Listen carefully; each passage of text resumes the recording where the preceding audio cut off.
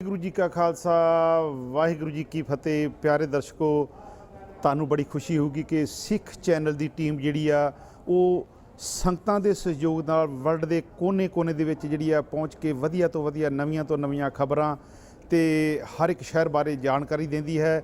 ਤੇ ਸਿੱਖ ਚੈਨਲ ਦੀ ਸਮੁੱਚੀ ਟੀਮ ਇਸ ਵਕਤ ਪਹੁੰਚੀ ਹੈ ਆਸਟ੍ਰੇਲੀਆ ਦੇ ਸ਼ਹਿਰ ਸਿਡਨੀ ਅਤੇ ਇੱਥੇ ਦੇ ਜਿਹੜੇ ਆ ਸਾਡੇ ਬਹੁਤ ਹੀ ਮਹਾਨ ਹਸਤੀਆਂ ਉਹਨਾਂ ਦੇ ਨਾਲ ਵੀ ਅਸੀਂ ਤੁਹਾਨੂੰ ਜਾਣਕਾਰੀ ਦੇਣਾ ਚਾਹੁੰਦੇ ਹਾਂ। ਸਾਡੇ ਨਾਲ ਅੱਜ ਦੇ ਬ੍ਰੇਕਫਾਸਟ ਸ਼ੋਅ ਦੇ ਵਿੱਚ ਬਹੁਤ ਹੀ ਸਤਿਕਾਰਯੋਗ ਡਾਕਟਰ ਮਨਿੰਦਰ ਸਿੰਘ ਜੀ ਜਿਹੜੇ ਜੁੜੇ ਹਨ।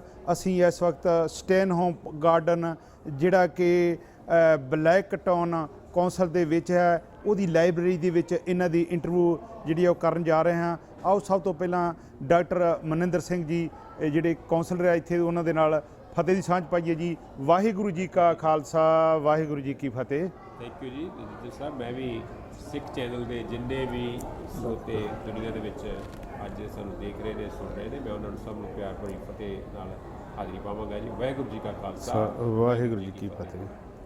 ਸੋ ਡਾਕਟਰ ਸਾਹਿਬ, ਬੜੀ ਖੁਸ਼ੀ ਹੋਈ ਆ ਤੁਹਾਨੂੰ ਮਿਲ ਕੇ ਤੇ ਤੁਸੀਂ ਆਪਣੇ ਪਿਛੋਕੜ ਬਾਰੇ ਥੋੜ੍ਹਾ ਜਿਹਾ ਦੱਸੋ। ਤੇ ਤੁਸੀਂ ਬੜੀ ਖੁਸ਼ੀ ਹੋਈ ਆ, ਤੁਸੀਂ ਕੌਂਸਲਰ ਜੇ, ਪਰ ਤੁਹਾਡੇ ਨਾਂ ਨਾਲ ਜਿਹੜਾ ਡਾਕਟਰ ਲੱਗ ਰਿਹਾ ਵਾ ਇਹਦੇ ਬਾਰੇ ਵੀ ਥੋੜ੍ਹਾ ਜਿਹਾ ਦੱਸੋ, ਆਪਣਾ ਪਿਛੋਕੜ ਇਹਦੇ ਬਾਰੇ, ਤੇ ਕਦੋਂ ਉੱਥੇ ਕੀ ਕੰਮ ਕਰਦੇ ਰਹੇ, ਕੀ ਸਟੱਡੀ ਕੀਤੀ, ਤੇ ਫਿਰ ਕਦੋਂ ਸੱਤਾਂ ਸਮੁੰਦਰਾਂ ਤੋਂ ਪਾਰ ਜਿਹੜਾ ਜਹਾਂ ਦਾਣੇ ਤਹਾਂ ਖਾਣੇ ਨਾਨਕਾ ਸੱਚ ਵਾਏ, ਕਦੋਂ ਇੱਥੇ ਆਉਣੇ ਹੋਏ? ਹਾਂ, ਥੈਂਕ ਯੂ ਜੀ। ਮੇਰਾ ਪਿਛੋਕੜ ਹੈ ਜੀ ਇੱਕ ਮਲੋਟ ਦੇ ਲਾਗੇ ਇੱਕ ਛੋਟਾ ਜਿਹਾ ਪਿੰਡ ਹੈ ਜੀ ਬੁਰਜ ਸਿੱਧਵਾਂ। ਮੈਂ ਉੱਥੋਂ ਦਾ ਵਸਨੀਕ ਹੈ ਤੇ ਪਰਿਵਾਰ ਸਾਡਾ ਸਾਰਾ ਉੱਥੇ ਮਲੋਟ ਰਹਿੰਦਾ। ਤੇ ਮੈਂ ਜਿਹੜੀ ਵਿੱਦਿਆ ਮੇਰੀ ਸਾਰੀ ਲੁਧਿਆਣਾ ਯੂਨੀਵਰਸਿਟੀ ਤੇ ਪੰਜਾਬ ਐਗਰੀਕਲਚਰ ਯੂਨੀਵਰਸਿਟੀ ਲੁਧਿਆਣਾ ਤੋਂ ਹੀ ਹੈ ਜੀ। ਉੱਥੇ ਮੈਂ ਗ੍ਰੈਜੂਏਸ਼ਨ ਕੀਤੀ, ਮਾਸਟਰਸ ਕੀਤੀ, PhD ਕੀਤੀ। ਸੋ PhD ਕਰਨ ਦੇ ਨਾਲ ਫਿਰ ਨਾਲ ਦੇ ਨਾਲ ਡਾਕਟਰ ਵੀ ਜੁੜਿਆ। ਉੱਥੇ ਮੈਂ ਅਸਿਸਟੈਂਟ ਪ੍ਰੋਫੈਸਰ ਦੇ ਤੌਰ ਤੇ ਮੈਂ ਜੌਬ ਕੀਤੀ ਕਾਫੀ। ਉਸ ਤੋਂ ਬਾਅਦ ਫਰਦਰ ਤਰੱਕੀ ਤੋਂ ਲੈਣ ਦੀ ਬਜਾਏ ਮੈਂ 2001 ਦੇ ਵਿੱਚ ਪਰਮਾਨੈਂਟਲੀ ਫਿਰ ਮੈਂ ਆਸਟ੍ਰੇਲੀਆ। ਵਾਹ ਜੀ ਵਾਹ। 2001 'ਚ ਜਦੋਂ ਤੁਸੀਂ ਆਸਟ੍ਰੇਲੀਆ ਆ ਗਏ, ਹਰ ਇੱਕ ਨੂੰ ਚਾਹ ਹੁੰਦਾ ਵਾ, ਕੁਦਰਤੀ ਗੱਲ ਆ ਕਿ ਅੱਜ ਕੱਲ੍ਹ ਤਾਂ ਜ਼ਿਆਦਾ ਹੀ ਜਿਹੜਾ ਵਾ ਇਹ ਮੁੰਡੇ ਕੁੜੀਆਂ ਨੂੰ ਇਹ ਆ ਕਿ ਅਸੀਂ ਬਾਹਰਲੇ ਕੰਟਰੀਆਂ ਜਾਣਾ। ਖੁਸ਼ੀ ਦੀ ਗੱਲ ਇਹ ਆ ਕਿ ਅੱਜ ਕੱਲ੍ਹ ਸਟੂਡੈਂਟ ਵੀਜ਼ੇ ਵੀ ਮਿਲ ਗਏ। ਪਹਿਲੇ ਸਮਿਆਂ ਦੇ ਵਿੱਚ ਤੇ ਰੁਲਦੇ ਫਿਰਦੇ ਕਦੀ ਮਾਸਕੋ ਤੇ ਕਦੀ ਕਿਤੇ ਕਦੀ ਯੂਕਰੇਨ ਤੇ ਬੰਦਾ ਰੁਲ ਕੇ ਆਉਂਦਾ ਸੀ। ਸੋ ਜਦੋਂ ਤੁਸੀਂ ਇੱਥੇ ਆਏ ਤੇ ਆਣ ਕੇ ਕਿਸ ਤਰ੍ਹਾਂ ਦਾ ਤੁਹਾਨੂੰ ਲੱਗਾ ਇੰਡੀਆ ਦਾ ਤੇ ਆਸਟ੍ਰੇਲੀਆ ਦਾ ਮਾਹੌਲ, ਤੇ ਇੱਥੇ ਆਣ ਕੇ ਕਾਰੋਬਾਰ ਕੀਤਾ? ਕਿਉਂਕਿ ਹਰ ਇੱਕ ਨੂੰ ਹੁੰਦਾ ਵਾ ਮਾਂ ਪਿਓ ਨੂੰ ਕਿ ਸਾਡਾ ਪੁੱਤ ਬਾਹਰ ਗਿਆ 4 ਟਕੇ ਕਮਾਊਗਾ, ਤੇ ਕੀ ਇੱਥੇ ਆਣ ਕੇ ਕੰਮ ਕੀਤੇ? ਥੈਂਕ ਯੂ ਜੀ, ਬੜਾ ਤੁਸੀਂ ਵਧੀਆ ਸਵਾਲ ਪੁੱਛਿਆ। ਇਹ ਜਦੋਂ ਅਸੀਂ ਆਏ ਹਾਂ, ਅਸੀਂ ਸਕਿਲਡ ਮਾਈਗ੍ਰੇਸ਼ਨ ਦੇ ਤਹਿਤ ਆਏ ਹਾਂ। ਐਗਰੀਕਲਚਰ ਯੂਨੀਵਰਸਿਟੀ ਤੋਂ ਤਕਰੀਬਨ 150 ਦੇ ਕਰੀਬ ਸਾਡੇ ਨਾਲ ਦੇ ਸਾਥੀ ਜਿਹੜੇ ਆ ਇੱਥੇ ਮਾਈਗ੍ਰੇਟ ਹੋਏ ਸੀ ਉਹਨਾਂ ਸਾਲਾਂ ਦੇ, ਜਦੋਂ ਸੰਨ 96 97 98 ਉਹਨਾਂ ਤੋਂ ਕਾਫੀ ਜ਼ਿਆਦਾ ਮਾਈਗ੍ਰੇਸ਼ਨ ਹੋਈ ਆ। ਮੇਰੀ ਮਾਈਗ੍ਰੇਸ਼ਨ 2094 ਦੀ ਆ। ਲੇਕਿਨ ਇਹ ਆ ਕਿ ਆਉਂਦਿਆਂ ਸਾਰ ਹੀ ਜੇ ਤੇ ਅਸੀਂ ਇੱਥੇ ਵੇਖੀਏ ਕਿ ਅਸੀਂ ਵੱਡੇ ਸ਼ਹਿਰਾਂ ਦੇ ਵਿੱਚ ਹਰ ਕੋਈ ਰਹਿਣਾ ਰੋਜ਼ਦਾ, ਲੇਕਿਨ ਸਾਡੀ ਐਗਰੀਕਲਚਰ ਦੀਆਂ ਜਿਹੜੀਆਂ ਜੋਬਾਂ ਵਾ ਉਹ ਵੱਡੇ ਸ਼ਹਿਰਾਂ 'ਚ ਨਾ ਹੋ ਕੇ ਸਾਨੂੰ ਰਿਮੋਟ ਏਰੀਆ, ਰੀਜਨਲ ਏਰੀਆ ਜਾਣਾ ਪੈਂਦਾ। ਲੇਕਿਨ ਪਰਿਵਾਰ ਦੀ ਜਿਵੇਂ ਖਾਸ ਸੀ ਕਿ ਅਸੀਂ ਸ਼ਹਿਰ ਦੇ ਵਿੱਚ ਰਹਿਣਾ, ਇੱਥੇ ਐਕਸਪਲੋਰ ਕਰਨਾ, ਇਸ ਕਰਕੇ ਅਸੀਂ ਆਪਣੇ ਆਪ ਨੂੰ ਡਿਫਰੈਂਟ ਤਰੀਕੇ ਦੇ ਨਾਲ ਇੱਥੇ ਆਪਣੇ ਆਪ ਨੂੰ ਸੈੱਟ ਕਰਨ ਦੀ ਕੋਸ਼ਿਸ਼ ਕੀਤੀ। ਸ਼ੁਰੂਆਤ ਦੇ ਵਿੱਚ ਅਸੀਂ ਰੀਅਲ estate ਦਾ ਥੋੜ੍ਹਾ ਕਾਰੋਬਾਰ ਕੀਤਾ। ਸ਼ਾਇਦ ਪੰਜਾਬੀਆਂ ਦੀ ਸਾਡੀ ਪਹਿਲੀ ਰੀਅਲ estate ਸੀ। ਲੇਕਿਨ 2006 ਦੇ ਵਿੱਚ ਅਸੀਂ ਇੱਥੇ ਮਹਾਰਾਜਾ ਹਵੇਲੀ ਜਿਹੜਾ ਇੱਕ ਇੰਡੀਅਨ ਵਿਲੇਜ ਦੇ ਨਾਂ 'ਤੇ ਲੈ ਕੇ ਆਏ ਆ। ਉਹ ਵੀ ਇੱਕ ਯੂਨੀਕ ਐਕਸਪੀਰੀਅੰਸ ਹੈ ਦੁਨੀਆ ਦੇ ਵਿੱਚ, ਕਿਤੇ ਵੀ ਇੱਕ ਪੰਜਾਬੀ ਪਿੰਡ ਬਣਾਇਆ ਸੀ। ਅਤੇ ਨਾਲ ਹੀ ਇੱਕ ਅਸੀਂ ਕਾਲਜ ਖੋਲ੍ਹਿਆ ਸੀ, Australian academy of management and science. ਮੈਂ ਉਦੋਂ ਤੋਂ ਉਸ ਕਾਲਜ ਦੇ ਨਾਲ ਜੁੜਿਆ ਹੋਇਆ, ਅੱਜ ਵੀ ਉਸ ਕਾਲਜ ਨੂੰ ਮੈਂ ਮੈਨੇਜ ਕਰ ਰਿਹਾ, ਜਿਹਦੇ 'ਚ ਮੇਰੇ ਕੋਲ ਕੋਈ 300 ਦੇ ਕਰੀਬ ਬੱਚੇ ਨੇ, ਦੁਨੀਆ ਦੇ ਵੱਖ-ਵੱਖ ਹਿੱਸਿਆਂ ਤੋਂ ਆਉਂਦੇ ਆ। ਅਸੀਂ ਡਿਸੇਬਿਲਟੀ ਕੇਅਰ ਦੇ ਵਿੱਚ ਅਸੀਂ ਪਾਇਨੀਅਰ ਹਾਂ। ਅਸੀਂ ਆਪਣਾ ਕੋਰਸ ਸ਼ੁਰੂ ਕੀਤਾ ਸੀ। ਅੱਜ ਆਸਟ੍ਰੇਲੀਆ ਦੀ ਬੜੀ ਡਿਮਾਂਡ ਹੈ ਕਿਉਂਕਿ ਅਸੀਂ ਤਾਂ ਨੈਸ਼ਨਲ ਡਿਸੇਬਿਲਟੀ ਇੰਸ਼ੋਰੈਂਸ ਸਕੀਮ ਕਰਕੇ ਗੌਰਮੈਂਟ ਦਾ ਪੂਰਾ ਫੋਕਸ ਹੈ ਅਤੇ ਅਸੀਂ ਉਹਦੀ ਮੈਨ ਪਾਵਰ ਤਿਆਰ ਕਰ ਰਹੇ ਹਾਂ। ਜਿਸ ਤਰ੍ਹਾਂ ਤੁਸੀਂ ਕੌਂਸਲ ਸਾਹਿਬ ਦੱਸਿਆ ਕਿ ਸਕੂਲ ਦਾ ਵੀ ਕੰਮ ਜਿਹੜਾ ਵਾ ਉਹ ਜਾਰੀ ਆ, ਤੇ ਇੱਕ ਮੈਂ ਪੁੱਛਣਾ ਚਾਹੁੰਦਾ ਕਿ ਜਿੱਦਾਂ ਤੁਸੀਂ ਇੱਕ ਕੌਂਸਲਰ ਵਾਲਾ ਕਿੱਦਾਂ ਤੁਹਾਨੂੰ ਮੌਕਾ ਮਿਲਿਆ? ਹਾਂ, ਇਸ ਤਰ੍ਹਾਂ ਜੀ ਕਿ ਜਦੋਂ ਇਨਸਾਨ ਹਿਜਰਤ ਕਰਕੇ ਕਿਤੇ ਬਾਹਰ ਜਾਂਦਾ, ਪਹਿਲਾਂ ਤੋਂ ਹੁੰਦਾ ਰੋਜੀ ਰੋਟੀ, ਤੋਂ ਉਸ ਤੋਂ ਬਾਅਦ ਆਪਾਂ ਫਿਰ ਆਪਣੀ ਪਛਾਣ ਬਣਾਉਣ ਲਈ ਆਪਣੀ ਕਮਿਊਨਿਟੀ ਦੀ ਰਿਕੋਗਨੀਸ਼ਨ ਵਾਸਤੇ ਵੀ ਕੁਛ ਨਾ ਕੁਛ ਉਪਰਾਲਾ ਕਰਨ ਦੀ ਕੋਸ਼ਿਸ਼ ਕਰਦੇ ਹਾਂ। ਅਤੇ ਸਾਨੂੰ ਕਿਸੇ ਸੱਜਣ ਜਿਹੜੇ ਸਾਡੇ ਉਹਨਾਂ ਨੇ ਬਾਂਹ ਫੜੀ ਤੇ ਸਾਨੂੰ ਲੇਬਰ ਪਾਰਟੀ ਜਿਹੜੀ ਆਸਟ੍ਰੇਲੀਆ ਦੀ ਸਭ ਤੋਂ ਪੁਰਾਣੀ ਪਾਰਟੀ ਆ ਉਹਦੇ ਨਾਲ ਜੋੜਿਆ 2005 ਦੇ ਵਿੱਚ ਜੀ। ਜੁੜਿਆ ਹੋਇਆ। ਇਸੇ ਖਿੱਤੇ ਦੇ ਵਿੱਚ ਮੈਂ ਕੁਐਕਰਜ਼ਿਲ ਸਬਰਬੇ ਨਾਲ ਜਿੱਥੇ ਆਪਾਂ ਬੈਠੇ ਹਾਂ ਸਟੈਨੋਵੇ ਤੋਂ ਅਗਲਾ, ਉੱਥੇ ਮੇਰੀ ਰਿਹਾਇਸ਼ ਆ, ਉੱਥੇ ਮੇਰਾ ਕਾਰੋਬਾਰ ਹੈ ਤੇ ਉੱਥੇ ਹੀ ਮੈਂ 2005 ਤੋਂ ਜੁਆਇਨ ਕਰਕੇ ਲੇਬਰ ਪਾਰਟੀ ਦੇ ਨਾਲ ਮੈਂ ਜੁੜਿਆ ਹੋਇਆ। ਤੇ ਮੈਂ ਹੌਲੀ ਹੌਲੀ ਸਟਰਗਲ ਕਰਦਿਆਂ ਮੈਨੂੰ 2006 ਦੀਆਂ ਜਿਹੜੀਆਂ 2016 ਦੀਆਂ ਜਿਹੜੀਆਂ ਇਲੈਕਸ਼ਨਾਂ ਸੀ ਉਹਦੇ 'ਚ ਮੌਕਾ ਮਿਲਿਆ ਕਿ ਮੈਂ ਇੱਥੇ ਕੌਂਸਲ ਦੇ ਵਿੱਚ ਰਿਪਰੈਜ਼ੈਂਟ ਕਰਾਂ। ਇਹੋ ਹੀ ਮੇਰਾ ਵਾਰਡ ਹੈ ਜਿੱਥੇ ਆਪਾਂ ਬੈਠੇ ਹਾਂ, ਵਾਰਡ 1 ਕਹਿੰਦੇ ਆ ਬਲੈਕਟਨ ਕੌਂਸਲ ਦਾ। ਔਰ ਬਲੈਕਟਨ ਕੌਂਸਲ ਦੀ ਮੈਂ ਥੋੜ੍ਹਾ ਜਿਹਾ ਪਿਛੋਕੜ ਦੱਸ ਦਿਆਂ ਕਿ ਇਹ ਨਿਊ ਸਾਊਥ ਵੇਲ ਦੀ ਸ਼ਾਇਦ ਸਭ ਤੋਂ ਵੱਡੀ ਕੌਂਸਲ ਹੈ। ਸਾਡੀ ਆਬਾਦੀ ਕੋਈ 3,40,000 ਹੈ।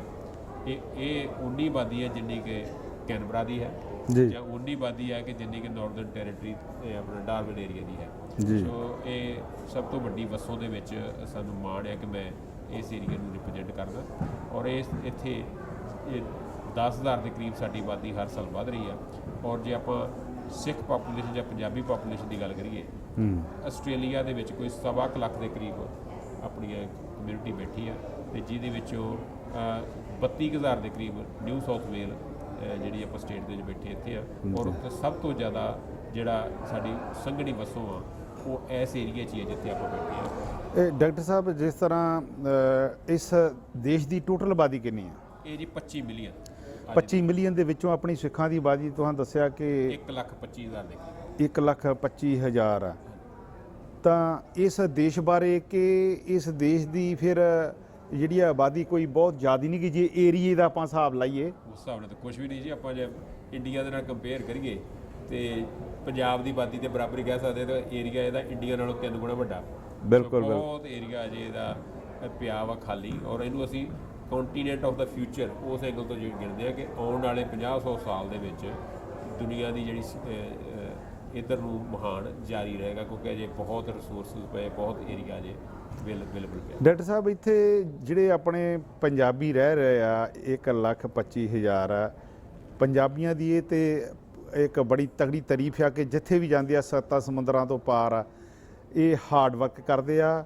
ਔਰ ਦੂਜੀ ਖੁਸ਼ੀ ਦੀ ਗੱਲ ਹੈ, ਪਹਿਲਾਂ ਗੁਰਦੁਆਰਾ ਸਾਹਿਬ ਬਣਾਉਂਦੇ ਆ ਤੇ ਫਿਰ ਆਪਣਾ ਘਰ ਬਣਾਉਂਦੇ ਆ। ਇਹ ਇੱਕ ਬੜੀ ਕਿਰਪਾ ਵਾ। ਜਿਹੜੇ ਆਪਣੇ ਇੱਥੇ ਲੋਕ ਆਉਂਦੇ ਆ ਪੰਜਾਬ ਤੋਂ ਵੱਖੋ ਵੱਖਰੇ ਸ਼ਹਿਰਾਂ ਦੇ ਵਿੱਚ, ਉਹ ਜ਼ਿਆਦਾ ਕਿਤਾ ਕੀ ਕਰ ਰਹੇ ਆ? ਹਾਂ, ਇੱਥੇ ਜੇ ਤੁਸੀਂ ਪਹਿਲਾਂ ਤਾਂ ਗੁਰਦੁਆਰਾ ਸਾਹਿਬ ਦੀ ਗੱਲ ਕੀਤੀ ਤੇ ਸ਼ਾਇਦ ਸਾਊਦਰਨ ਹੈਮਿਸਫੀਅਰ ਦਾ ਸਭ ਤੋਂ ਵੱਡਾ ਗੁਰੂ ਘਰ ਪਾਰਕਲੀ ਗੁਰੂ ਘਰ ਬਿਲਕੁਲ ਇੱਥੇ ਹੀ ਹੈ ਜਿੱਥੇ ਆਪਾਂ ਬੈਠੇ ਆ ਜੀ। ਇੱਥੋਂ ਤਕਰੀਬਨ 2 ਕਿਲੋਮੀਟਰ ਦੀ ਦੂਰੀ ਤੇ। ਪਰ ਡਾਕਟਰ ਸਾਹਿਬ, ਇਹ ਜਿੱਦਾਂ ਤਾਂ ਪਾਰਕਲੀ ਗੁਰਦੁਆਰਾ ਕਿਹਾ, ਉਹ ਤੇ ਉੱਤੇ ਲਿਖਿਆ ਗਲੈਨਵੁੱਡ। ਕਈਆਂ ਨੂੰ ਨਹੀਂ ਪਤਾ ਲੱਗਦਾ। ਸਾਨੂੰ ਜਦੋਂ ਅਸੀਂ ਆਏ ਆ ਕਈ ਜਾਂਦੇ ਪਾਰਕਲੀ ਗੁਰਦੁਆਰਾ, ਪਰ ਜਦੋਂ ਮੈਂ ਉੱਤੇ ਬੋਰਡ ਪੜ੍ਹਦਾ ਉੱਤੇ ਲਿਖਿਆ ਗਲੈਨਵੁੱਡ। ਇਹਦੇ ਬਾਰੇ ਵੀ ਥੋੜਾ ਜਿਹਾ ਦੱਸੋ। ਇਹ ਜੀ ਪੁਰਾਣਾ ਜਿਹੜਾ ਪਿੰਡ ਆ ਉਹ ਪਾਰਕਲੀ ਆ ਜੀ। ਉਹਦੇ ਤੋਂ ਫਿਰ ਮਹੱਲੇ ਕੱਟੇ ਗਏ। ਇਹ ਆਪਾਂ ਹੁਣ ਪਾਰਕਲੀ ਬੈਠੇ ਆ, ਪੁਰਾਣੇ ਪਿੰਡ ਬੈਠੇ ਆ। ਪਾਰਕਲੀ ਬੈਠੇ ਆ ਇੱਥੇ। ਉਸ ਪਿੰਡ ਦੇ ਵਿੱਚੋਂ ਇਹ ਸਟੈਨਹੋਮ ਦਾ ਮਹੱਲਾ ਬਣਿਆ, ਉਸੇ ਪਿੰਡ ਦੇ ਵਿੱਚੋਂ ਗਲੈਨਵੁੱਡ ਦਾ ਮਹੱਲਾ ਬਣਿਆ, ਉਸੇ ਪਿੰਡ ਦੇ ਵਿੱਚੋਂ ਹੋਰ ਨਿਕਲ ਕੇ ਮਹੱਲੇ ਜਿਹੜੇ ਕਈ ਇੱਧਰ ਨਿਊਬਰੀ ਆ ਗਏ, ਦੂਜੇ ਆ ਗਏ, ਲੇਕਿਨ ਪੁਰਾਣਾ ਪਿੰਡ ਜਿਹੜਾ ਪਾਰਕਲੀ ਆ। ਪੁਰਾਣੇ ਪਿੰਡ ਨੂੰ ਕਦੀ ਨਹੀਂ ਭੁੱਲਣਾ ਚਾਹੀਦਾ। ਸੋ ਇਸ ਵਕਤ ਆਪਾਂ ਕਹਿ ਲਈਏ ਕਿ ਆਪਾਂ ਮਿੰਨੀ ਪੰਜਾਬ ਦੇ ਵਿੱਚ ਬੈਠੇ ਆ। ਬਿਲਕੁਲ ਤੁਸੀਂ ਦਰੁਸਤ ਕਹਿ ਰਹੇ ਹੋ, ਕਿਉਂਕਿ ਸਭ ਤੋਂ ਜ਼ਿਆਦਾ ਜਿਹੜੀ ਸੰਘਣੀ ਵਸੋਂ ਆ, ਜੇ ਆਪਾਂ ਗੁਰੂ ਘਰ ਤੋਂ 10 ਕਿਲੋਮੀਟਰ ਦਾ ਆਪਾਂ ਰੇਡੀਅਸ ਲਾ ਕੇ ਚੱਲੀਏ ਤੇ ਸ਼ਾਇਦ 80% ਸਾਡੀ ਆਬਾਦੀ ਇੱਥੇ ਹੀ ਹੋਏਗੀ ਨਿਊ ਸਾਊਥ। ਇਸ ਏਰੀਏ ਦੇ ਵਿੱਚ ਵੀ ਕੋਈ ਐਗਰੀਕਲਚਰ ਦਾ ਕੰਮ ਕਰਦੇ ਆਪਣੇ ਪੰਜਾਬੀ? ਨਹੀਂ ਜੀ, ਨਿਊ ਸਾਊਥ ਵੇਲ ਜਿੱਥੇ ਆਪਾਂ ਸਿਡਨੀ 'ਚ ਬੈਠੇ ਤੇ ਸਾਰਾ ਇੰਡਸਟਰੀਅਲ ਔਰ ਬੜਾ ਮੈਗਾ ਸਿਟੀ ਹੈਗਾ। ਜਿਹੜੇ ਖੇਤੀ ਦਾ ਕੰਮ ਕਰਦੇ ਆ ਉਹ ਜਿਹੜੇ ਪਹਿਲੇ ਮਾਈਗ੍ਰੇਟ ਸਾਡੇ ਸਿੱਖ ਮਾਈਗ੍ਰੇਟ ਹੋਏ ਆ, ਉਹ ਖੇਤੀ ਦੇ ਵਿੱਚ ਹੀ ਸੀ। ਔਰ ਉਦੋਂ ਦੇ ਪੂਰੇ ਪਿੰਡ ਵਸੇ ਹੋਏ ਆ। ਜਦੋਂ ਆਪਾਂ ਇੱਧਰ ਨਾਰਥ ਨੂੰ ਜਾਂਦੇ ਆ, ਕੋਸਟਲ ਦੇ ਉੱਤੇ ਵਲਗੂਲਗਾ ਹੈਗਾ, ਜਾਂ ਸਾਊਥ ਨੂੰ ਜਾਈਏ ਉੱਧਰ ਗ੍ਰਿਫਿਥ ਹੈਗਾ ਵਾ, ਹੋਰ ਕਈ ਸਬਰ ਹੈਗੇ ਜਿਨ੍ਹਾਂ ਦੇ ਵਿੱਚ ਆਪਣੇ ਦੀ ਸਰਦਾਰੀ ਆਪਣੇ ਬਹੁਤ ਵਧੀਆ ਕਾਰੋਬਾਰ ਹੈਗੇ ਆ ਖੇਤੀ ਨਾਲ ਸੰਬੰਧਿਤ। ਡਾਕਟਰ ਸਾਹਿਬ, ਮੈਂ ਇੱਥੇ ਪੁੱਛਣਾ ਚਾਹੁੰਦਾ ਕਿ ਆਬਾਦੀ ਦੇ ਹਿਸਾਬ ਨਾਲ ਬਹੁਤ ਵੱਡਾ ਏਰੀਆ, ਆਪਣੇ ਪੰਜਾਬੀ ਵੀ ਆਣ ਕੇ ਇੱਥੇ ਜਿਹੜੇ ਆ ਉਹ ਖੇਤੀ ਵੀ ਕਰ ਰਹੇ ਆ, ਕੋਈ ਫੈਕਟਰੀਆਂ ਦੇ ਵਿੱਚ ਵੀ ਆ। ਜ਼ਿਆਦਾ ਵੇਖਿਆ ਕਿ ਪੰਜਾਬੀਆਂ ਦਾ ਸ਼ੌਂਕ ਜਿਹੜਾ ਵਾ ਜ਼ਿਆਦਾ ਡਰਾਈਵਿੰਗ ਦੇ ਨਾਲ ਰਿਹਾ ਵਾ। ਚਾਹੇ ਉਹ ਬੰਬੇ ਕਲਕੱਤੇ ਦੇ ਵਿੱਚ ਵੀ ਜਿਹੜੇ ਮੰਨੇ ਡਰਾਈਵਰ ਆ ਉਹ ਪੰਜਾਬੀਆਂ ਦੇ ਆ। ਤੇ ਮੈਂ ਇਹਨਾਂ ਕੰਟਰੀਆਂ 'ਚ ਵੇਖਣਾ ਵਾ, ਚਾਹੇ ਉਹ ਕੈਨੇਡਾ ਵਾ, ਚਾਹੇ ਉਹ ਯੂਰਪ ਆ, ਚਾਹੇ ਇੰਗਲੈਂਡ ਆ, ਜਿਹੜੇ ਆਪਣੇ ਪੰਜਾਬੀਆਂ ਨੂੰ ਡਰਾਈਵਰੀ ਦਾ ਵੀ ਬੜਾ ਸ਼ੌਂਕ ਆ। ਤੇ ਇੱਥੇ ਤੁਸੀਂ ਕੀ ਕਹਿਣਾ ਚਾਹੋਗੇ? ਬਿਲਕੁਲ ਤੁਸੀਂ ਦਰੁਸਤ ਕਿਹਾ। ਡਰਾਈਵਿੰਗ ਦੇ ਵਿੱਚ ਤੇ ਆਪਣੇ ਇਸ ਵੇਲੇ ਜਿਹੜਾ ਵਾ ਟਰੱਕਿੰਗ ਇੰਡਸਟਰੀ ਦੇ ਵਿੱਚ ਸਾਡੇ ਬਹੁਤ ਨੇ, ਔਰ ਜਾਂ ਈਵਨ ਟੈਕਸੀ ਇੰਡਸਟਰੀ, ਈਵਨ ਜਿਹੜਾ ਬੱਸਸ ਦੇ ਵਿੱਚ, ਰੇਲਵੇਜ਼ ਦੇ ਵਿੱਚ ਸਾਡੇ ਬਹੁਤ ਪੰਜਾਬੀ ਮਾਰਕਾਂ ਮਾਰ ਰਹੇ ਨੇ। ਔਰ ਜਿਹੜੀ ਡਰਾਈਵਿੰਗ ਹੈਗੀ ਆ ਜਾਂ ਇਹ ਤੇ ਇੱਕ ਬੈਕਬੋਨ ਹੁੰਦੀ ਹਰ ਮੁਲਕ ਦੀ, ਕਿਸੇ ਨੂੰ ਆਪਾਂ ਫੀਡ ਕਰਨਾ ਤੇ ਇੱਥੋਂ ਚੱਲਣਾ ਕੰਮ। ਡਾਇਰੈਕਟਰ ਸਾਹਿਬ, ਜਿਸ ਤਰ੍ਹਾਂ ਆਪਾਂ ਗੱਲ ਕੀਤੀ ਹੈ ਐਗਰੀਕਲਚਰ ਏਰੀਏ ਦੀ, ਇੱਥੇ ਮੈਂ ਪੁੱਛਣਾ ਚਾਹੁੰਦਾ ਵਾਂ ਕਿ ਜਿੱਦਾਂ ਪੰਜਾਬ ਦੇ ਵਿੱਚ ਆਪਾਂ ਪੰਜਾਬ ਦੇ ਨਾਲ ਸੰਬੰਧ ਰੱਖਦੇ ਹਾਂ, ਉੱਥੇ ਪਾਣੀ ਥੱਲਿਓਂ ਬਹੁਤ ਵਧੀਆ ਨਿਕਲਦਾ, ਬੋਰ ਟਿਊਬਵੈੱਲ ਲੱਗੇ ਆ, ਔਰ ਇੱਥੇ ਦੇ ਕਿਸ ਤਰ੍ਹਾਂ ਵਾਤਾਵਰਨ ਹੈ, ਇੱਥੇ ਦੀ ਧਰਤੀ ਜਿੱਦਾਂ ਬਹੁਤ ਜ਼ਿਆਦਾ ਹੈ, ਕੀ ਇੱਥੇ ਪਾਣੀ ਥੱਲਿਓਂ ਵਧੀਆ ਨਿਕਲਦਾ ਵਾ ਖੇਤੀਬਾੜੀ ਕਰਨ ਦੇ ਵਾਸਤੇ? ਇਸ ਤਰ੍ਹਾਂ ਹੈ ਜੀ ਕਿ ਆਸਟ੍ਰੇਲੀਆ ਦੇ ਵਿੱਚ ਤਕਰੀਬਨ ਥੱਲੇ ਦਾ ਪਾਣੀ ਇੱਥੇ ਬਹੁਤ ਘੱਟ ਜਗ੍ਹਾ ਨੇ ਜਿੱਥੇ ਯੂਜ਼ ਕੀਤਾ ਜਾਂਦਾ। ਇੱਥੇ ਨੈਚੁਰਲ ਵਾਟਰ ਜਿਹੜਾ ਉਹਨੂੰ ਹਾਰਵੈਸਟ ਕਰਕੇ, ਜਦੋਂ ਤੁਸੀਂ ਖੇਤਾਂ ਜਾਓਗੇ ਤਾਂ ਹਰ ਖੇਤ ਦੇ ਵਿੱਚ ਉਹਨਾਂ ਨੇ ਲੋਅਰ ਸਾਈਡ ਤੇ ਇੱਕ ਪੌਂਡ ਬਣਾਇਆ ਹੋਇਆ, ਜਿਹੜਾ ਮੀਂਹ ਦਾ ਪਾਣੀ ਉੱਥੇ ਇਕੱਠਾ ਹੁੰਦਾ ਉਹਨੂੰ ਫਿਰ ਪੰਪ ਕਰਕੇ ਯੂਜ਼ ਕਰਦੇ ਆ। ਜਾਂ ਕੋਈ ਥਾਂ ਜਿਹੜਾ ਮੈਦਾਨੀ ਇਲਾਕੇ ਆ ਉੱਥੇ ਨਹਿਰਾਂ ਦਾ ਵੀ ਵਿਵਸਥਾ ਹੈਗੀ ਆ, ਲੇਕਿਨ ਜ਼ਿਆਦਾਤਰ ਜਿਹੜਾ ਇੱਥੇ ਫੋਕਸ ਆ ਉਹ ਹੈਗਾ ਵੀ ਉਹੀ ਫਸਲ ਲਾਉਣੀ ਆ ਜਿਹੜੇ ਏਰੀਏ ਦੇ ਵਿੱਚ ਜਿੰਨਾ ਕੁ ਤੁਹਾਡੇ ਬਾਰਿਸ਼ ਹੁੰਦੀ ਆ, ਜਿੰਨਾ ਤੁਹਾਡੇ ਕੋਲ ਪਾਣੀ ਹੈਗਾ, ਉਸ ਹਿਸਾਬ ਨਾਲ ਹੀ ਸਾਰਾ system। ਬੜਾ ਵਧੀਆ ਤੁਸੀਂ ਕਿਹਾ। ਪਿਆਰੇ ਦਰਸ਼ਕੋ, ਵੇਖੋ ਵੱਖੋ ਵੱਖਰੇ ਦੇਸ਼, ਇਹ ਕੁਦਰਤ ਦੀ ਰਚਨਾ ਵਾ, ਵੱਖੋ ਵੱਖਰੀ ਬੋਲੀ ਔਰ ਵੱਖੋ ਵੱਖਰੇ ਜਿਹੜੇ ਆ ਉਹ ਸੁਭਾਅ ਆ। ਸਾਰੇ ਹੀ ਦੇਸ਼ ਚੰਗੇ ਆ ਕਿਉਂਕਿ ਟੈਕਨੋਲੋਜੀ, ਕੋਈ ਕੁਛ ਕੰਮ ਕਰ ਰਿਹਾ, ਕੋਈ ਪੈਦਾਵਾਰ ਕਰਨ ਰਿਹਾ। ਪਰ ਡਾਕਟਰ ਸਾਹਿਬ, ਤੁਸੀਂ ਸਮਝਦੇ ਨਹੀਂ ਕਿ ਦੁਨੀਆ ਦੇ ਵਿੱਚ ਕੋਈ ਇਹੋ ਜਿਹਾ ਦੇਸ਼ ਨਹੀਂ ਪੰਜਾਬ ਦੀ ਧਰਤੀ ਵਰਗਾ ਜਿੱਥੇ ਕਿ ਜਿੰਨਾ ਪਾਣੀ ਥੱਲਿਓਂ ਸ਼ੁੱਧ ਨਿਕਲਦਾ ਵਾ। ਤੇ ਇੱਥੇ ਕਹਿਣਾ ਬਣਦਾ ਵਾ ਕਿ ਮਿੱਟੀਏ ਪੰਜਾਬ ਦੀਏ ਤੈਨੂੰ ਪ੍ਰਣਾਮ, ਔਰ ਕਿੰਨਾ ਹਾਰਡ ਵਰਕਰ ਆ ਜਿਹੜੇ ਪੰਜਾਬੀ ਆ, ਔਰ ਕਿੰਨੀ ਮਿਹਨਤ ਕਰਦੇ ਆ। ਤੇ ਉਹ ਧਰਤੀ ਵੀ ਜਿਹੜੀ ਆ ਇੱਕ ਗੁਰੂਆਂ ਪੀਰਾਂ ਦੀ ਧਰਤੀ ਆ। ਤੁਸੀਂ ਵੀ ਘੁੰਮਿਆ ਵਾ, ਤੁਹਾਨੂੰ ਕਿੱਦਾਂ ਲੱਗਾ ਪੰਜਾਬ ਦੀ ਧਰਤੀ ਦਾ ਤੇ ਇਸ ਧਰਤੀ ਦਾ ਕਿਸ ਤਰ੍ਹਾਂ ਮਹਿਸੂਸ ਕਰ ਰਹੇ? ਜਿਹੜਾ ਤੇ ਨੋ ਡਾਊਟ ਗੁਰੂਆਂ ਪੀਰਾਂ ਦੀ ਧਰਤੀ ਆ, ਔਰ ਸਾਡੀ ਅਸੀਂ ਉੱਥੋਂ ਦੇ ਜੰਮ ਪਲੇ ਆ, ਸਾਨੂੰ ਉਸ ਨਾਲ ਮੋਹ ਹੈਗਾ ਹੀ ਹੈ। ਲੇਕਿਨ ਬਰਕਤ ਬਹੁਤ ਹੈ ਕਿ ਉਹ ਪੰਜਾਬ ਦੀ ਧਰਤੀ ਸਾਰੇ ਸ਼ਾਇਦ ਇੰਡੀਆ ਨੂੰ ਫੀਡ ਕਰਦੀ ਆ ਫੂਡ ਵੱਲੋਂ ਵੀ, ਔਰ ਉਹ ਇਹੋ ਜਿਹੇ ਸੂਰਮੇ ਪੈਦਾ ਕਰ ਰਹੀ ਹੈ ਕਿ ਦੁਨੀਆ 'ਚ ਅਸੀਂ ਜਿੱਥੇ ਵੀ ਗਏ ਆ ਅਸੀਂ ਆਪਣੇ ਮਾਰਕਾ ਮਾਰਿਆ, ਔਰ ਆਪਣੇ ਹਰ ਥਾਂ ਤੇ ਸੈੱਟ ਹੋਏ ਆ, ਆਪਣੇ ਉੱਥੇ ਜਾ ਕੇ ਆਪਣੇ ਪਹਿਚਾਣ ਬਣਾਈ ਹੈ। ਔਰ ਇਸ ਦੇ ਇਲਾਵਾ ਜਿਹੜਾ ਮੈਂ ਥੋੜ੍ਹਾ ਇਹ ਕਹਿ ਰਿਹਾ ਕਿ ਇਹਨਾਂ ਮੁਲਕਾਂ ਦੇ ਵਿੱਚ ਵਾਤਾਵਰਨ ਨੂੰ ਸੰਭਾਲਣ ਵਾਸਤੇ ਬਹੁਤ ਜ਼ਿਆਦਾ ਜ਼ੋਰ ਦਿੱਤਾ ਜਾਂਦਾ, ਪਾਣੀ ਦੀ ਸੰਭਾਲ, ਭੋਏ ਦੀ ਸੰਭਾਲ, ਇਹਨਾਂ ਚੀਜ਼ਾਂ ਬਾਰੇ, ਜਿਹੜਾ ਕਿ ਸ਼ਾਇਦ ਸਾਨੂੰ ਉੱਥੇ ਇਸ ਚੀਜ਼ ਨੂੰ ਸੰਭਲਣ ਦੀ ਲੋੜ ਹੈ, ਇਸ ਨੂੰ ਆਪਣਾ ਮਹਿਸੂਸ ਕਰਨ ਦੀ ਲੋੜ ਹੈ ਕਿ ਜਿਹੜਾ ਥੱਲੇ ਵਾਲਾ ਪਾਣੀ ਆ ਉਹਨੂੰ ਸੰਭਾਲ ਕੇ ਪਾਣੀ ਦੀ ਸ਼ੁੱਧ ਹੋਣਾ ਚਾਹੀਦੇ ਆ, ਔਰ ਵਾਤਾਵਰਨ ਸ਼ੁੱਧ ਹੋਣੇ ਚਾਹੀਦੇ, ਜਿਹੜਾ ਕਿ ਇਹਨਾਂ ਮੁਲਕਾਂ ਦੇ ਵਿੱਚ ਕੀਤੇ ਹੋਏ ਨੇ। ਸੋ ਜਿਸ ਤਰ੍ਹਾਂ ਡਾਕਟਰ ਸਾਹਿਬ ਜੀ ਤੁਸੀਂ ਕਿਹਾ ਵਾ ਕਿ ਕੋਈ ਧਰਤੀ ਕੁਛ ਪੈਦਾ ਕਰਦੀ ਆ, ਕੋਈ ਦੇਸ਼ ਕੁਛ। ਪੰਜਾਬ ਦੀ ਧਰਤੀ, ਜਿਸ ਤਰ੍ਹਾਂ ਕੌਂਸਲ ਸਾਹਿਬ ਉਹਨਾਂ ਨੇ ਦੱਸਿਆ ਕਿ ਉਹ ਸੂਰਮੇ ਪੈਦਾ ਕਰਦੀ ਆ। ਸੋ ਜਦੋਂ ਦੇ ਤੁਸੀਂ ਇਹ ਕਾਉਂਸਲਰ ਬਣੇ, ਦੱਸਿਆ 2016 ਜੀ, 2016 ਦੇ ਵਿੱਚ, ਤੇ ਹੁਣ 2018 ਚੜ ਗਈ ਆ। ਇਹਦੇ ਵਿੱਚ ਤੁਸੀਂ ਕਮਿਊਨਿਟੀ ਵਾਸਤੇ ਇਹ ਜਿਹੜੇ ਆ ਉਹ ਕਿਹੜੇ ਕੰਮ ਕੀਤੇ? ਇਸ ਤਰ੍ਹਾਂ ਜੀ ਕਿ ਬਲੈਕਟਾਊਨ ਕੌਂਸਲ ਦੇ ਸਾਡੇ ਆਉਣ ਤੋਂ ਬਾਅਦ ਸਭ ਤੋਂ ਵੱਡਾ ਉਪਰਾਲਾ ਤਾਂ ਅਸੀਂ ਪਹਿਲਾਂ ਇਹ ਕੀਤਾ ਸੀ ਕਿ ਸਾਡੀ ਕਮਿਊਨਿਟੀ ਦੀ ਪਹਿਚਾਣ ਬਣੇ। ਅਸੀਂ ਦੀਵਾਲੀ ਦੇ ਉੱਤੇ ਕੌਂਸਲ ਦੇ ਵਿੱਚ ਦੀਪਮਾਲਾ ਕੀਤੀ ਸੀ, ਪਹਿਲੀ ਵਾਰੀ 2016 ਦੇ ਵਿੱਚ ਹੋਇਆ ਸੀ। ਵਾਹ ਜੀ ਵਾਹ। ਤੇ 2017 ਜਿਹੜਾ ਕਿ ਹੁਣੇ ਲੰਘ ਕੇ ਹਟਿਆ, ਇਹ ਜਦੋਂ ਦੀਵਾਲੀ ਆਈ ਤਾਂ ਅਸੀਂ ਇੱਕ ਹੋਰ ਉਪਰਾਲਾ ਕੀਤਾ ਕਿ ਅੱਗੇ ਹਮੇਸ਼ਾ ਅਸੀਂ ਜਦੋਂ ਕ੍ਰਿਸਮਸ ਆਉਂਦੀ ਆ, ਹਰ ਘਰ ਦੇ ਉੱਤੇ ਲੋਕੀ ਆਪਣੇ ਦੀਪਮਾਲਾ ਕਰਦੇ ਆ, ਲਾਈਟਿੰਗ ਕਰਦੇ ਆ, ਤੇ ਉਹਦਾ ਅਸੀਂ ਕੌਂਸਲ ਵੱਲੋਂ ਕੰਪੀਟੀਸ਼ਨ ਕਰਵਾਉਂਦੇ ਹਾਂ ਜੀ ਤਾਂ ਕਿ ਜਿਹਨੇ ਵੀ ਘਰੇ ਲਾਈਟਿੰਗ ਲਾਈ ਆ, ਤੁਸੀਂ ਕੌਂਸਲ ਦੀ ਵੈਬਸਾਈਟ ਤੇ ਜਾਓ, ਆਪਣੇ ਆਪ ਰਜਿਸਟਰ ਕਰੋ, ਅਸੀਂ ਜੱਜ ਕਰਾਂਗੇ, ਜਿਹੜੇ ਬੈਸਟ ਲੱਗਣਗੇ ਉਹਨਾਂ ਨੂੰ ਅਸੀਂ ਇਨਾਮ ਦੇਵਾਂਗੇ। ਲੇਕਿਨ 2017 'ਚ ਪਹਿਲੀ ਵਾਰ ਕਿਸੇ ਵੀ ਕੌਂਸਲ ਵੱਲੋਂ ਹੋਇਆ ਹੋਵੇਗਾ ਕਿ ਅਸੀਂ ਦੀਵਾਲੀ ਦੇ ਉੱਤੇ ਵੀ ਇਹ ਕੰਪੀਟੀਸ਼ਨ ਕਰਾਇਆ। ਲੋਕਾਂ ਨੂੰ ਕਿਹਾ ਵੀ ਸਾਨੂੰ ਅਪਲਾਈ ਕਰੋ, ਔਰ 36 ਲੋਕਾਂ ਨੇ ਅਪਲਾਈ ਕੀਤਾ, ਉਹਨਾਂ 'ਚੋਂ 5 ਲੋਕਾਂ ਨੂੰ ਬੈਸਟ ਡਿਕਲੇਅਰ ਕਰਕੇ ਉਹਨਾਂ ਨੂੰ ਅਸੀਂ ਇਨਾਮ ਦਿੱਤੇ। ਔਰ ਬੜੀ ਫਖਰ ਦੀ ਗੱਲ ਹੈ ਕਿ ਲੋਕੀ ਆਪਣੇ ਹਰ ਇੱਕ ਨੇ ਜਿੰਨਾ ਵੀ ਗੱਲ ਕੀਤੀ ਹੈ ਉਹ ਆਪਣੇ ਰੂਟਸ ਦੇ ਨਾਲ ਜੁੜਨਾ ਚਾਹੁੰਦਾ, ਔਰ ਇਹਦੇ ਬਾਰੇ ਉਹਨਾਂ ਨੇ ਗੱਲ ਕੀਤੀ ਹੈ। ਦੂਜਾ ਜਿਹੜਾ ਇਹ ਕਹਿ ਲਈਏ ਕਿ ਪਗੜੀ ਦੇ ਸੰਬੰਧ ਦੇ ਵਿੱਚ, ਜਾਂ ਅਸੀਂ ਕਹੀਏ ਉਸ ਅਵੇਅਰਨੈਸ ਲਈ ਵੀ ਅਸੀਂ ਹਮੇਸ਼ਾ ਉਪਰਾਲਾ ਕਰਦੇ ਰਹਿੰਦੇ ਹਾਂ। ਗੁਰਦੁਆਰਾ ਸਾਹਿਬ ਆਪਣੇ ਮੇਰੇ ਨਾਲ ਬੈਠੇ ਸਾਥੀ ਕੁਲਵਿੰਦਰ ਸਿੰਘ ਜੀ, ਇਹ ਟਰਬਨ ਅਕੈਡਮੀ ਦੇ, ਔਰ ਇਹ ਜਦੋਂ ਵੀ ਕਿਤੇ ਕੋਈ ਫੰਕਸ਼ਨ ਹੁੰਦਾ ਇਹ ਪਗੜੀ ਦੇ ਬਾਰੇ, ਪਗੜੀ ਬੰਨ੍ਹਣ ਦੀ ਸੇਵਾ ਕਰਦੇ ਆ, ਹਰ ਇੱਕ ਬੰਦੇ ਨੂੰ ਉਹਦੀ ਅਵੇਅਰਨੈਸ ਦਿੰਦੇ ਆ।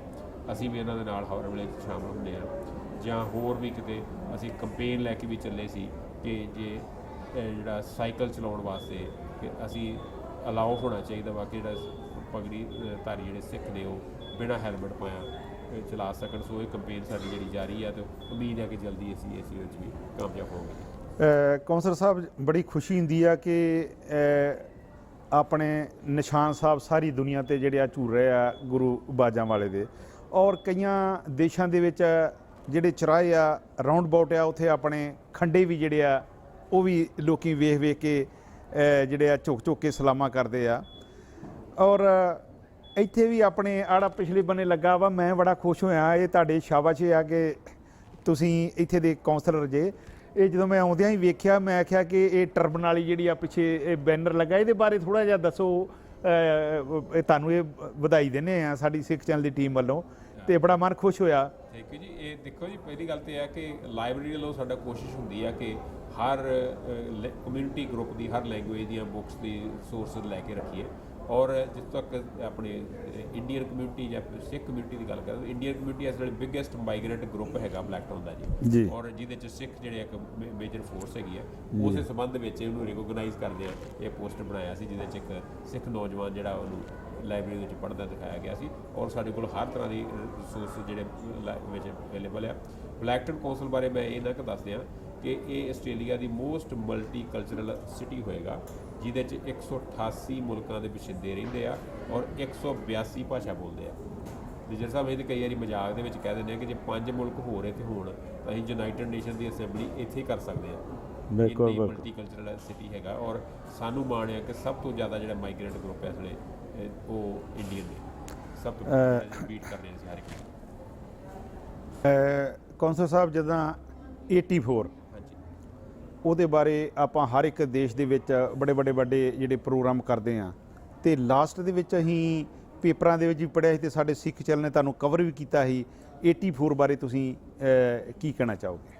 ਇਸ ਤਰ੍ਹਾਂ ਹੈ ਜੀ ਕਿ ਇੱਕ ਬਹੁਤ ਵੱਡਾ ਦੁਖਾਂਤ ਹੈ ਜੀ ਜੋ ਉਸ ਵੇਲੇ ਨਵੰਬਰ 84 ਦੇ ਵਿੱਚ ਹੋਇਆ। ਪਹਿਲੋਂ ਦਰਬਾਰ ਸਾਹਿਬ ਦਾ ਅਟੈਕ, ਔਰ ਉਸ ਤੋਂ ਬਾਅਦ ਜਿਹੜਾ ਦਿੱਲੀ ਦੇ ਵਿੱਚ ਜੋ ਨੰਗਾ ਨਾਚ ਉਸ ਵੇਲੇ ਮੌਤ ਦਾ ਹੋਇਆ, ਉਸ ਚੀਜ਼ ਦੀ ਜਿੰਨੀ ਨਿੰਦਿਆ ਕੀਤੀ ਜਾਵੇ ਉਨੀ ਘੱਟ ਆ। ਤੇ ਇੱਥੇ ਸਿੱਖ ਫੈਡਰੇਸ਼ਨ ਵੱਲੋਂ ਹਰ ਸਾਲ ਉਪਰਾਲਾ ਕੀਤਾ ਜਾਂਦਾ ਉਸ ਦਿਨ ਨੂੰ ਮਨਾਉਣ ਲਈ। ਤੇ ਮੈਂ ਇੱਕ ਇਹਨਾਂ ਨੂੰ ਇੱਕ ਸੁਝਾਅ ਦੇ ਤੌਰ ਤੇ ਦਿੱਤਾ ਸੀ ਕਿ ਮੈਂ ਇਹ ਜਿਹੜਾ ਦਿਨ ਆ ਆਪਾਂ ਗੁਰੂ ਘਰਾਂ ਦੇ ਵਿੱਚ ਆਮ ਹੈਗਾ, ਲੋਕਾਂ 'ਚ ਅਵੇਅਰਨੈਸ ਦਿੰਦੇ ਆ, ਇਸ ਨੂੰ ਬਾਹਰ ਨਿਕਲ ਕੇ ਸਾਨੂੰ ਇਹਨੂੰ ਲੈ ਕੇ ਜਾਣਾ ਚਾਹੀਦਾ ਕਿ ਲੋਕਲ ਪਾਰਲੀਮੈਂਟੇਰੀਅਨ ਜਿਹੜੇ ਨੇ ਉਹਨਾਂ ਤੱਕ ਸਾਡੀ ਆਵਾਜ਼ 1 ਮਹੀਨਾ ਪਹਿਲਾਂ ਸ਼ੁਰੂ ਹੋਣੀ ਚਾਹੀਦੀ ਹੈ। ਔਰ ਉਹਨਾਂ ਦਿਨਾਂ 'ਚ ਇੱਕ ਆਪਾਂ ਇੱਕ ਸਪਤਾਹ ਦੇ ਤੌਰ ਤੇ ਮਨਾਈਏ, ਜਿਸ ਤਰ੍ਹਾਂ ਕਿ ਜਿਊਜ਼ ਮਨਾਉਂਦੇ ਨੇ ਆਪਣਾ ਉਸ ਦਿਨ ਨੂੰ ਕਦੇ ਭੁੱਲਦੇ ਨਹੀਂ। ਸੋ ਅਸੀਂ ਉਹਨਾਂ ਨੂੰ ਨਾਲ ਲੈ ਕੇ ਚੱਲੀਏ ਔਰ ਉਹ ਸਾਡੇ ਪਾਰਲੀਮੈਂਟੇਰੀਅਨ ਜਿਹੜੇ ਆ ਉਹ ਪਾਰਲੀਮੈਂਟ ਦੇ ਵਿੱਚ ਬਿਆਨ ਦੇਣ ਇਸ ਚੀਜ਼ 'ਤੇ। ਔਰ ਸਾਡਾ ਇਸ ਵੇਲੇ ਇੰਨਾ ਕੁ ਨੰਬਰ ਹੈਗਾ, ਇੰਨੀ ਕੁ ਸਟਰੈਂਥ ਹੈਗੀ ਆ ਕਈ ਸੀਟਾਂ ਦੇ ਵਿੱਚ ਕਿ ਅਸੀਂ ਐਟਲੀਸਟ ਹਰ ਸਟੇਟ ਦੇ ਵਿੱਚੋਂ ਕੁਛ ਇੱਕ ਪਾਰਲੀਮੈਂਟੇਰੀਅਨ ਨੂੰ ਇਸ ਬਾਰੇ ਲੌਬੀ ਕਰ ਸਕਦੇ ਹਾਂ। ਅਸੀਂ ਸਾਨੂੰ ਰੈਲੀਆਂ ਕੱਢਣੀਆਂ ਚਾਹੀਦੀਆਂ, ਸਾਨੂੰ ਸਟਰੀਟ ਦੇ ਵਿੱਚ ਜਾਣਾ ਚਾਹੀਦਾ, ਤਾਂ ਕਿ ਸਵਾਲ ਇਹ ਨਹੀਂ ਹੈ ਕਿ ਸਜ਼ਾ ਹੋਈ ਜਾਂ ਨਹੀਂ ਹੋਈ, ਸਵਾਲ ਇਹ ਹੈ ਕਿ ਆਉਂਦੀ ਪੀੜ੍ਹੀ ਤੱਕ ਸਾਡਾ ਦੁਖਾਂਤ ਪਹੁੰਚਣਾ ਚਾਹੀਦਾ। ਅਸੀਂ ਆਪਣੀ ਆਵਾਜ਼ ਜਿਹੜੀ ਆ ਉਹ ਰੇਜ਼ ਕਰਦੇ ਰਹੀਏ। ਇਹ ਬਹੁਤ ਇੱਕ ਜ਼ਰੂਰੀ ਪੱਖ ਹੈ ਜੀ। ਕੌਂਸਲ ਸਾਹਿਬ, ਜਿਸ ਤਰ੍ਹਾਂ ਕਿ ਭਵਿੱਖ ਦੇ ਵਿੱਚ ਤੁਹਾਡੀਆਂ ਕੀ ਯੋਜਨਾਵਾਂ ਭਵਿੱਖ ਦੇ ਵਿੱਚ ਜਿਹੜੀ ਕੀ ਕਰਨਾ ਚਾਹੁੰਦੇ ਆ ਕਮਿਊਨਿਟੀ ਵਾਸਤੇ, ਕਿਉਂਕਿ ਤੁਹਾਡੀ ਬੜੀ ਵੱਡੀ ਰਿਸਪੌਂਸਿਬਿਲਿਟੀ ਹੈ ਐਜ ਏ ਕਾਉਂਸਲਰ?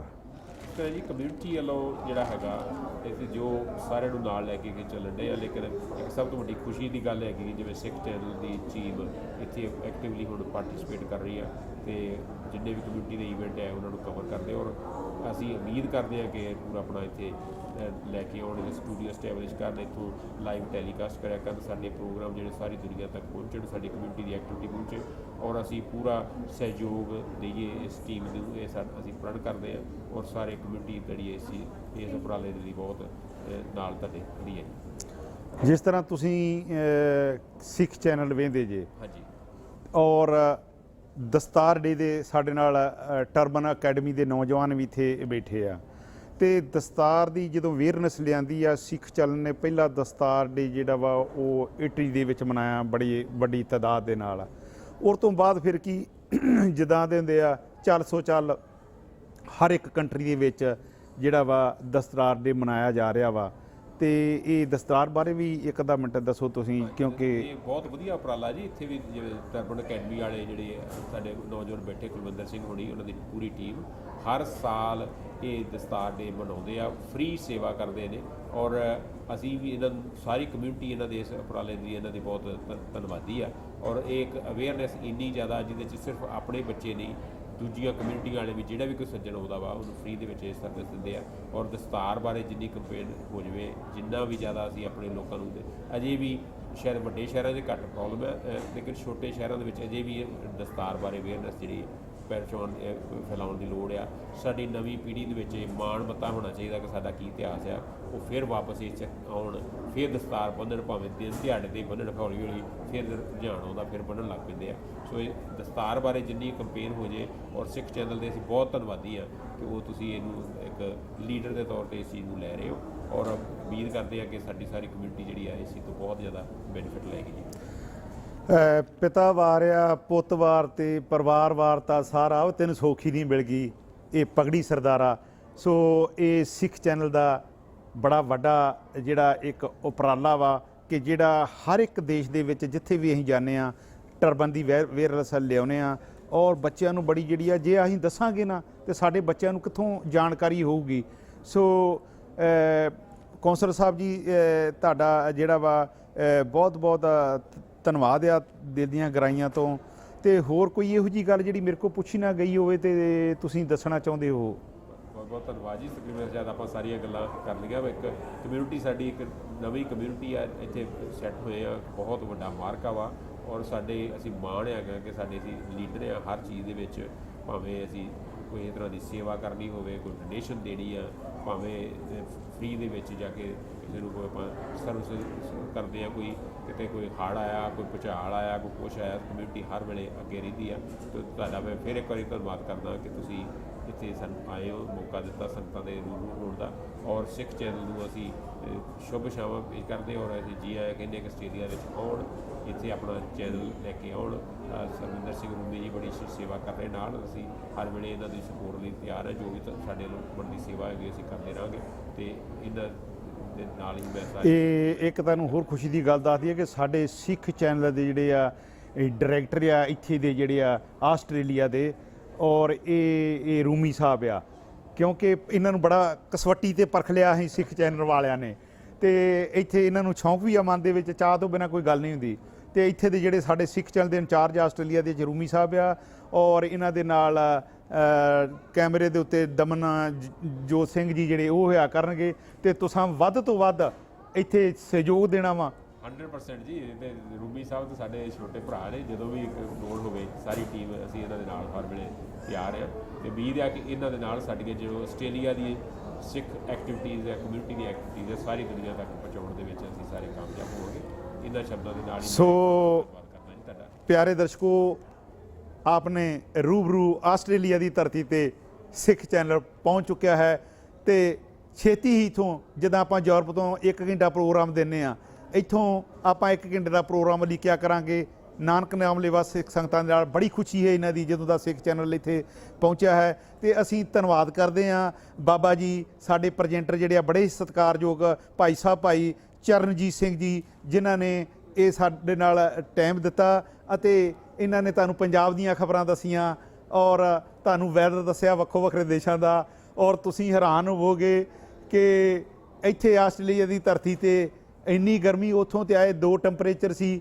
3 ਸੀਗਾ, ਔਰ ਇੱਥੇ ਪਿਆਰੇ ਦਰਸ਼ਕੋ ਕਿ 47 48 ਜੇ ਆਪਾਂ ਕਹੀਏ ਤਾਂ 50 ਡਿਗਰੀ ਤਾਈਂ ਜਿਹੜਾ ਵਾ ਐਤਵਾਰ ਤੱਕ ਜਿਹੜਾ ਟੈਂਪਰੇਚਰ ਪਹੁੰਚ ਗਿਆ ਸੀ। ਅੱਜ ਥੋੜ੍ਹਾ ਜਿਹਾ ਜਿਹੜਾ ਮੌਸਮ ਸਹੀ ਹੋਇਆ ਵਾ, ਕਿਉਂਕਿ ਰਾਤ ਥੋੜ੍ਹਾ ਜਿਹਾ ਜਿਹੜਾ ਵਾ ਉਹ ਮੀਂਹ ਪਿਆ ਵਾ, ਅਤੇ ਹੁਣ ਥੋੜ੍ਹਾ ਜਿਹਾ ਸੁਹਾਵਣਾ ਮੌਸਮ ਹੈ। ਇਹ ਕੁਦਰਤ ਦੇ ਰੰਗ ਆ। ਸੂਰਜ ਕੋ ਰੁੱਤ ਅਨੇਕ, ਨਾਨਕ ਕਰਤੇ ਕੇ ਕੇਤੇ ਵੇਸ। ਸੋ ਪਿਆਰੇ ਦਰਸ਼ਕੋ, ਅਸੀਂ ਤੁਹਾਡੇ ਨਾਲ ਗੱਲਬਾਤ ਕਰਦਿਆਂ ਕੋਈ ਗਲਤੀ ਹੋਵੇ ਮਾफ़ ਕਰਨਾ। ਇਸੇ ਤਰ੍ਹਾਂ ਆਪਣੇ ਰੂਹ ਦੀ ਦਿਲਾਂ ਦੀ ਖੁਰਾਕ ਬਣ ਚੁੱਕੇ ਸਿੱਖ ਚੈਨਲ ਦੇ ਨਾਲ ਜੁੜੇ ਰਹਿਣਾ। ਆਓ ਫਤਿਹ ਦੀ ਸਾਂਝ ਪਾਈਏ ਜੀ। ਵਾਹਿਗੁਰੂ ਜੀ ਕਾ ਖਾਲਸਾ, ਵਾਹਿਗੁਰੂ ਜੀ ਕੀ ਫਤਿਹ।